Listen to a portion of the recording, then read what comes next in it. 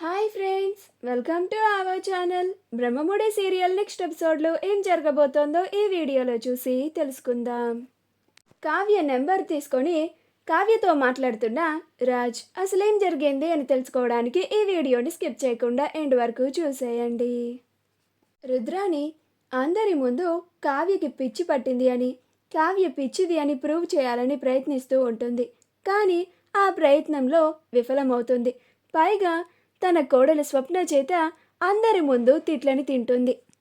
అప్పుడు రుద్రాని, సరే కావ్య, నువ్వు చెప్పినట్లుగానే అనుకుందాం. నువ్వు క్యారేజ్ని అనాథాశ్రమానికే పంపించాము అని అనుకుందాము. కానీ నువ్వు అనాథాశ్రమానికి నిజంగానే పంపించి ఉంటే కరెక్ట్గా ఒక 4 మనుషులకి సరిపోయేంత క్యారేజీ అనాథాశ్రమంలో ఉన్న పిల్లలందరికీ ఎలా సరిపోతుంది? పైగా నువ్వు వండిన వంటలు కూడా మన రాజ్కి ఇష్టమైన వంటలనే ఉండావు. చేపల పులుసు అంటే మన రాజ్కి చాలా ఇష్టం అని అంటుంది. అప్పుడు కావ్య, అసలు రుద్రాణి గారికి ఏం పని పాట ఉండదనుకుంటా. ఎప్పుడు నేనేం చేస్తున్నానా, నన్ను ఎలాగా అందరిలో దోషిలా నిలబెడతామా, నన్ను ఎలా సమస్యలోకి నెట్టేద్దామా అని ప్రయత్నిస్తూనే ఉంటుంది.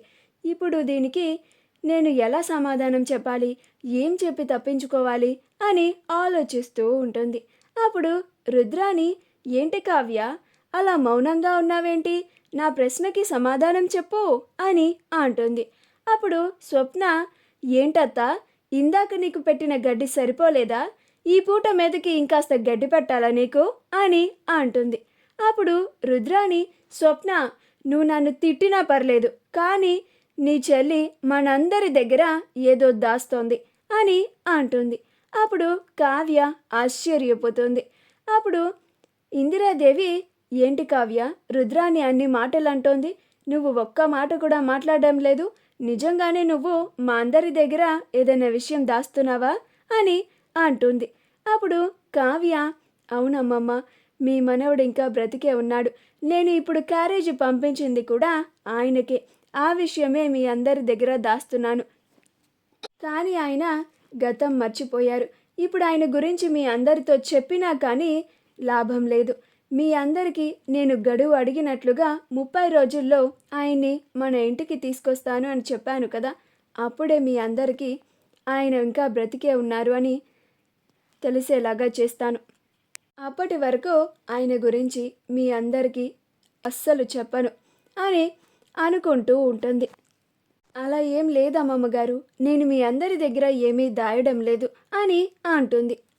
అప్పుడు రుద్రాని, లేదమ్మా, కావ్య మనందరి దగ్గర ఒక విషయం గురించి దాస్తోంది అని అంటుంది. అప్పుడు సుభాష్, ఏమీ దాయడం లేదు అని చెప్పింది కదా, ఇంక నువ్వు నోరు మూసుకొని తిను అని అంటాడు. అప్పుడు రుద్రాని, నువ్వు చెప్పినట్టుగానే నోరు మూసుకొనే ఉంటానన్నయ్య, కావ్య ఆ దాచిన విషయం అందరి ముందు చెప్పాలి అని అంటుంది. అప్పుడు అపర్ణ, రుద్రాని, నువ్వు అసలు నా కోడల్ని ఏదో ఒక మాట అనందే నిద్రపోవు కదా అని అంటుంది. అప్పుడు స్వప్న, ఏంటత్తా నువ్వు అందరి చేత చివాట్లు పెట్టించుకోందే నీకు నిద్ర పట్టదా ఏంటి అని అంటుంది. రాజ్, యామిని వాళ్ళ అమ్మా నాన్నలు అందరూ భోజనం చేసిన తర్వాత ఎవరి గదిలోకి వాళ్ళు వెళ్ళిపోవాలనుకుంటారు. కానీ యామిని రాజ్ అలా పక్కకి వెళ్ళగానే నలిపి పడేసిన ఆ పేపర్ని ముక్కలు ముక్కలుగా చింపేసి డస్ట్బిన్లో వేసేస్తుంది.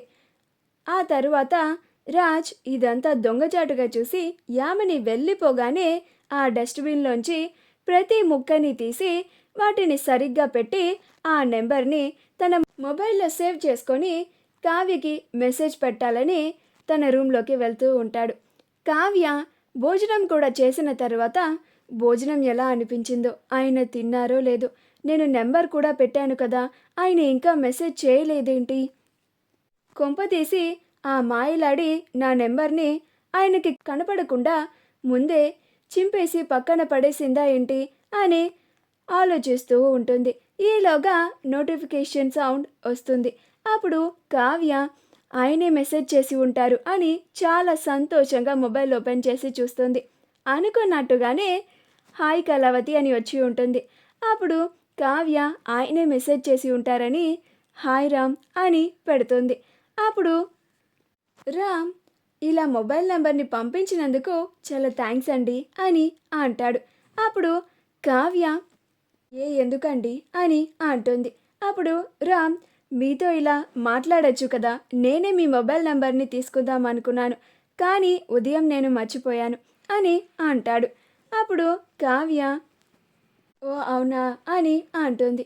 అప్పుడు రామ్ ఫుడ్కి కూడా చాలా థ్యాంక్స్ అండి అని పెడతాడు. అప్పుడు కావ్య అయ్యో పర్లేదండి అని అంటుంది. అప్పుడు Ram by the way food చాలా బాగుంది, మీ చేతిలో ఏదో మ్యాజిక్ ఉందండి, నాకు ఇప్పటి వరకు ఏ ఫుడ్ కూడా అంతలా నచ్చలేదు, మీ వంట నాకు చాలా బాగా నచ్చింది, ఈ వరల్డ్లోనే ద బెస్ట్ వంట అని అనిపిస్తోంది అని అంటాడు. అప్పుడు కావ్య చాలా సంతోషపడిపోతూ ఉంటుంది. అలా వాళ్ళిద్దరూ మాట్లాడుకుంటూ ఉంటారు. యామిని రామ్ ఏం చేస్తున్నాడా అని రామ్ గది వైపు వస్తూ ఉంటుంది.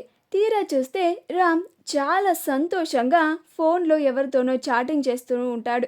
అది చూసి యామిని ఆశ్చర్యపోతుంది.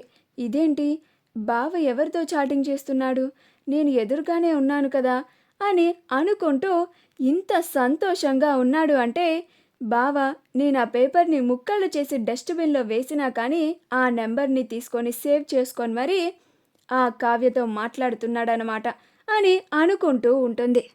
ఇంకా లాభం లేదు, బావకి అస్సలు టైం ఇవ్వకూడదు, టైం ఇస్తే ఆ కావ్య మా బావని ఎగరేసుకుపోతుంది, నా బావని నాకు దక్కనివ్వకుండా చేస్తోంది, నేను ఇదంతా చేసింది నా బావని నాకు దక్కించుకోవడానికే కదా, ఏం చేసైనా కానీ రేపటి నుంచి నేను పెళ్ళికి ఒప్పించడానికి చాలా ప్రయత్నాలు చేస్తాను, ఇప్పటి వరకు మనం పెళ్లి చేసుకుందాం బావా అని బుజ్జగించినట్లుగా బ్రతిమిలాడుతూ వచ్చాను, ఇప్పటి వరకు నాలో ఉన్న బ్రతిమిలాడే గుణాన్ని కోణాన్ని మాత్రమే చూశావు, రేపటి నుండి నాలో రెండో కోణాన్ని చూడబోతున్నావు బావా, నువ్వే చూస్తావు కదా, నిన్ను ఇక ముందు ముందు మన పెళ్ళికి ఎలా ఒప్పించి నువ్వే వచ్చి పెళ్లి చేసుకుందాం యామిని అని అడిగేలాగా చేస్తాను అని అనుకుంటూ ఉంటుంది. అప్పుడు రాజ్ గుడ్ నైట్ కళావతి గారు అని పెడతాడు. అప్పుడు కావ్య గుడ్ నైట్ రామ్ గారు అని పెడుతుంది. అప్పుడు రామ్ చాలా ఆనందంగా మొబైల్ని పక్కన పెట్టి కావ్య గురించే ఆలోచిస్తూ పడుకుంటూ ఉంటాడు. యామిని రామ్ని అలా చూసి చాలా కోపం తెచ్చుకుంటూ ఉంటుంది, తట్టుకోలేకపోతూ ఉంటుంది. మా వీడియో కనుక మీకు నచ్చినట్లయితే లైక్ చేయండి, షేర్ చేయండి, మా ఛానల్ని సబ్స్క్రైబ్ చేసుకోండి, పక్కనే ఉన్న బెల్ ఐకాన్ని క్లిక్ చేయడం మాత్రం మర్చిపోకండి.